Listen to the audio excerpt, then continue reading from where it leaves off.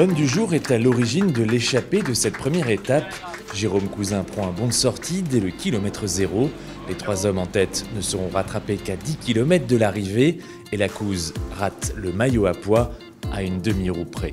On était sur nos terres, on a vu beaucoup de public, il y avait beaucoup de drapeaux Direct Énergie, ça faisait chaud au cœur. Beaucoup de drapeaux vendéens, on a quand même le drapeau de la Vendée sur notre maillot. Donc c'est vrai qu'il fallait faire une journée à l'avant pour un peu leur rendre tous ces encouragements, tout cet amour qu'ils nous donnent durant la saison. Donc c'était ce qu'on voulait faire. Et après moi j'avais pour tâche d'aller chercher le maillot à pois et c'est vrai que j'ai un peu merdé pour le sprint. Donc sportivement on va dire que c'est une journée mitigée.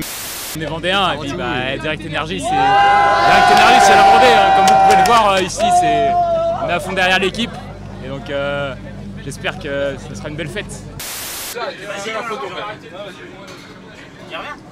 Oh l'amour, c'est bon. C'est bon, c'est bon. Il est parmi nous. L'équipe amateur Vendée Pays de la Loire. Et du coup Et maintenant l'équipe professionnelle. C'est une épreuve formidable avec des gens formidables, des équipes, des partenaires, le staff à qui on ne dit jamais merci. C'est 190 pays qui vont regarder le Tour de France. C'est des équipes qui travaillent au quotidien et donc du coup on dit respect, vive le sport et vive le Tour.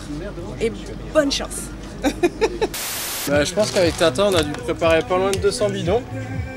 Je pense pas qu'ils vont tout boire mais ça fait un bon petit fond de jante déjà. En tout, on a 16 vélos de contre-la-montre.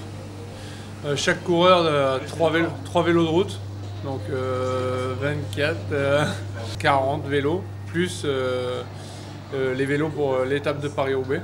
Voilà, c'est 52 vélos qui vont être utilisés. Pourquoi ils sortent ceux-là? Entrez sur le pont.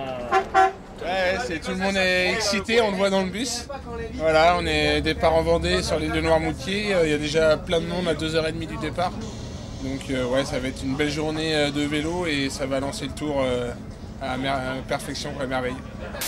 J'ai eu l'opportunité et la condition pour faire tous les Tours de France jusqu'à aujourd'hui, donc ça m'en fait 18. C'est vrai que ça peut paraître incroyable, mais comme j'ai une carrière longue, comme je me répète, c'est la continuité. C'était une belle découverte et en plus avec un coureur Direct Énergie en tête. Dommage pour le sprint du maillot à pois. Ça s'est joué, d'après ce que j'ai vu, à une demi-roue. Dommage quoi. Donc demain, deuxième étape, Mouilleron-Saint-Germain à La Roche-sur-Yon, une étape longue de 182 km 500, une étape qui devrait en toute logique arriver au sprint, mais pour le team Direct Énergie, le plus important demain, c'est les 62 ans de Jean-René. Bon anniversaire, JR.